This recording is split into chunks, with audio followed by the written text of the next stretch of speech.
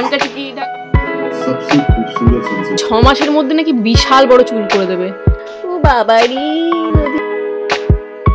Good morning everyone, welcome back to my channel. যেটা আশা করেছিলাম সেটাই হয়েছে। আজকে সকাল থেকে মোটামুটি শরীরটা আমার বেশ ভালো। কাল রাতে পর্যন্ত একটু খারাপ খারাপ লাগছিল, ঠিক আছে।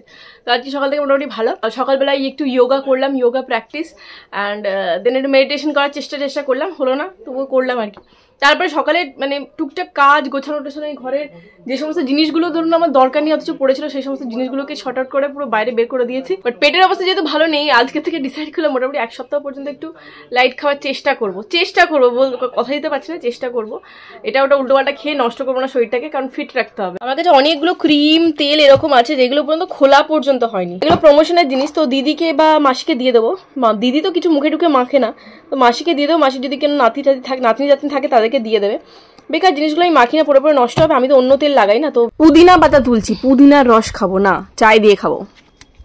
আচ্ছা, বাকি সবারই আজকে মাছের ঝাল হবে, তাই 2 পিস মাছ নিয়েছি আমার আর নদীর। এইটারই এই পাতলা ঝোলটা করবো, এগুলো কেউ খাবে না। আর এখানে জিরে ধনে সমস্ত ভিজিয়ে রেখেছি, ঠিক।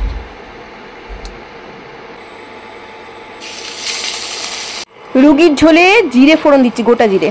এটার মধ্যে আমি সমস্ত রকমের সবজি নিয়েছি, সয়াবিনও নিয়ে নিয়েছি। তো সবগুলো একটু ভেজে নেবো এই জিরে ফোড়নটা দেওয়ার পরে, তারপরে জল ঢেলে যেরকম মাছের ঝোল করে সেরকম ভাবে। বিশ্বাস করুন, এই রুগীর ঝোল যদি রোজ খাওয়া যেত দুবেলা, তাহলে এত সুন্দর স্কিনটা থাকতো, আর কিছু বলার নেই। পুরো একদম নরম তুলো। কিন্তু এরকম খেলে আবার ফ্রাস্ট্রেশনে চলে যাবো রোজ রোজ এরকম খেলে, ঠিক আছে। বাট হ্যাঁ, মাঝে মাঝে পাতলা ঝোল খেতে ভালোই লাগে, বেশ লেবু দিয়ে, গন্ধরাজ লেবু দিয়ে একদম পাতলা পাতলা মাছের ঝোল খেতে বেশ ভালোই লাগে। আচ্ছা যাই হোক, এখানে না আমি একটু বেসন বড়া দিচ্ছি, মানে বেসনটাকে গুলে নিয়ে জাস্ট জলের মধ্যে দিয়ে দেবো। এগুলো ফুটে বেশ সুন্দর বড়ার মতো হয়ে যাবে, তেলে আলাদা করে ভাজতে লাগবে না, আর খেতেও টেস্টি লাগে। কিন্তু হ্যাঁ, বেসন বড়াটা ভালো করে ফেটাতে হবে, নাহলে শক্ত ঢিপির মতো হয়ে যাবে। এখানে গোটা কাঁচা লঙ্কা একটা, ধনেপাতা দিয়ে দিচ্ছি, কারণ গোটাই রাখছি নদী খাবে বলে। এরপরে ভাজা মাছগুলো দিয়ে দিচ্ছি আর কি, বেশ ভালো করে ফুটিয়ে ঢাকা দিয়ে কিছুক্ষণ রাখবো। তারপরে গরম গরম ঝোল রেডি। গাছ থেকে গন্ধরাজ লেবু পাড়ো আর গরম ভাতে মেখে চটকে খেয়ে নাও। এই যে দেখুন রেডি হয়ে গেছে, একদম রুগীর কান ঝোল ঝোল ঝিঙের ঝোল। মাছের ঝোল রান্না করে গা থেকে মাছের আঁশটে গন্ধ ছেড়ে গেছিল। এখন গিয়ে ভালো করে স্নান টান করলাম, গা থেকে বেশ সুন্দর একটা গন্ধ বেরোচ্ছে।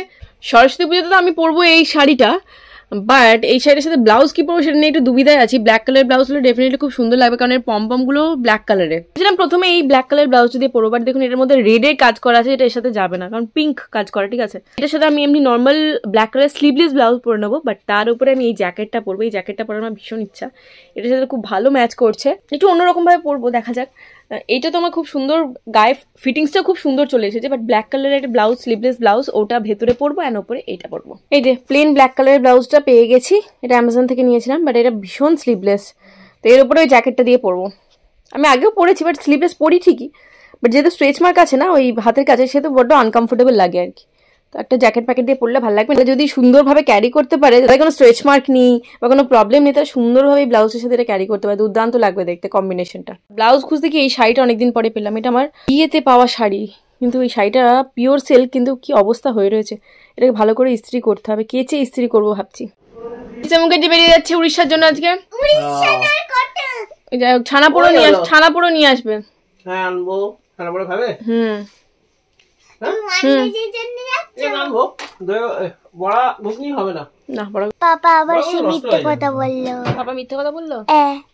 যখন লাক খারাপ হয় না, তখন সবকিছু বাজে হয়ে যায়। দেখুন লেবু দিয়ে খাবো ভাবলাম, বাড়িতে লেবুই নেই, কি দিয়ে খাবো এবার বলুন তো। এই টুপিটার যে অবস্থা হয়েছিল, ছি ছি ছি, একদম পরিষ্কার ধপধপে হয়ে গেছে। এই আমার একটা গেছো বাঁদর, হ্যাঁ ঘুমোবে না তো ঘুমোবেই না, জোর করে ঘুম পাড়তে হবে, ঘুমিয়ে যাবে তো কিছুতেই উঠবে না। ওর 6টা বেজে গেছে, চলো বর্নভিটা বিস্কিট এনেছি না, ওঠো ওঠো ওঠো। না শুধু বিস্কুট না, বর্নভিটা খেতে চাস তো, ওর দুধ না বর্নভিটা, উঠে পড়ো। সকালবেলায় কান ঝোল ঝোল ঝিঙের ঝোল, আর রাত্রেবেলায় প্লেন আলুর তরকারি, একটুও ভালো লাগছিল না। ভাবলাম একটা ডিমের ভুজিয়া করে নিই।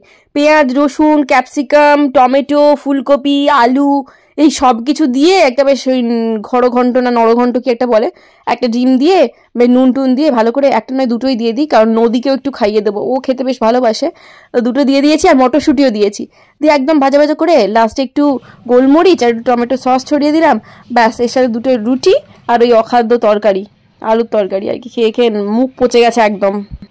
নদীকে এইমাত্র পড়িয়ে উঠলাম, 8টা বাজছে, সামনে এক্সাম না, তাই একটু বেশিক্ষণ ধরে পড়াতে হচ্ছে। আমি বসলাম 6:30টার সময়, প্রায় 1.5 ঘন্টার উপরে পড়িয়েছি বসে বসে।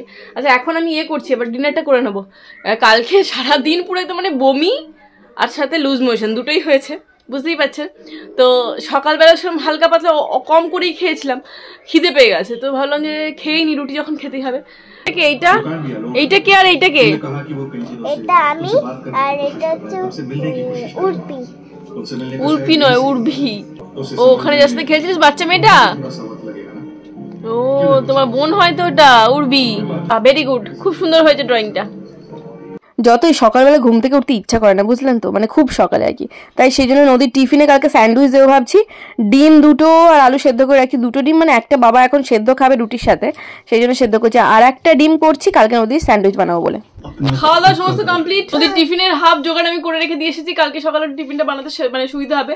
চাউমিন করলে চাউমিন সেদ্ধ করে আগের দিনে রেখে দিই, যদি স্যান্ডউইচ বানাই তো ডিম আর আলু সেদ্ধ করে রেখে দিচ্ছি, কালকে শুধু বানাবো। এখন বাজে 11টা বাজতে চলে, আমি একটু স্কিন কেয়ার করবো। অনেক দিন মানে বিয়ে বাড়িতে গেছে, ভালো করে স্কিন কেয়ারও হয়। স্কিন কেয়ার তো ছেড়ে দিন, চুল এত এত উঠছে, দুদিন ধরে মানে শরীর খারাপ ছিল, দুদিন ধরে চুলটা আঁচড়ায়নি। এখন যখন চুল আঁচড়ায় পুরো এত এত চুল উঠে যাচ্ছে মাথা থেকে, তেমনি এদিকে ওদিকে পিম্পল বেরিয়ে গেছে, তেল ফেল জমে। আমরা ভাবছি মুখটাকে ভালো করে ক্লিন করে একটু স্টিম নিয়ে নেবো।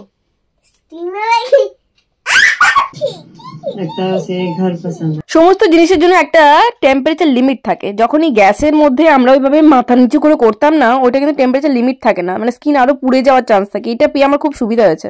এমনিতে আমার সেন্সিটিভ স্কিন, বাট গ্যাসে যখন ওইভাবে মাথা নিচু করে করতাম না, তখন মুখটা আরো বেশি কালো হয়ে যেত। যদিও এটা মাসে একবার ইউজ করি, সপ্তাহে একবার না। নদী রানী কেমন সেজেছে রাত্রেবেলা, ও বাবারি, ও বাবারি, নদী রানী কি সুন্দর নেকলেস পরেছে, হাতে আংটিটা। আন্টি কোথায় গেল? আন্টি হাতের আন্টিটা পরে নাও। এটা তো আচ্ছা কানে দিয়ে রাখবে। বাহ, একদম অপসরি সুন্দরী লাগছে, একদম সুন্দর, নেদা নেদা নেদা নেদা লাগছে একবারে। আমি কানের কোথায় নিয়েছি? এটা আমার কানের নদী। তোমার এখন কান তো কাঁচা, ওই জন্য শুধু সোনার কানে পড়তে হয়, নাহলে কান থেকে রক্ত বেরিয়ে যাবে, বুঝেছো? বুঝেছো? এই তেলটা বলছে নাকি 6 মাসের মধ্যে নাকি বিশাল বড় চুল করে দেবে। দেখা যাক কত বড় চুল করে। ভদ্রলোকের চুলও এখান থেকে এতদূর নেমে গেছে, ভাবতে পারছেন? এটা হচ্ছে আদিবাসী নীলাম্বারি হার্বাল হেয়ার অয়েল। 500 গ্রাম তেলের দাম 1500 টাকা। হ্যাঁ, এই 1500 টাকা কি জলে গেল আমার, নাকি এই 6 মাস পরে আপনারা দেখবেন আমার চুল একদম কোমর পর্যন্ত হয়ে গেছে। এমনিতে আমার চুল খুব আস্তে আস্তে বাড়ে, মানে আগে খুব তাড়াতাড়ি বাড়তে পারে, যবে থেকে পলিসিস্টিক ওভারিয়ান সিনড্রোম হয়েছে তবে থেকে চুল খুব আস্তে আস্তে বাড়ে।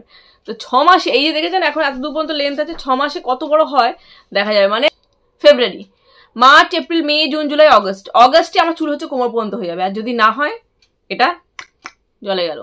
Good morning everyone. কালকে মোটামুটি এডিট করে শুয়েছি আমি 1:30টা বাজে, ঠিক আছে?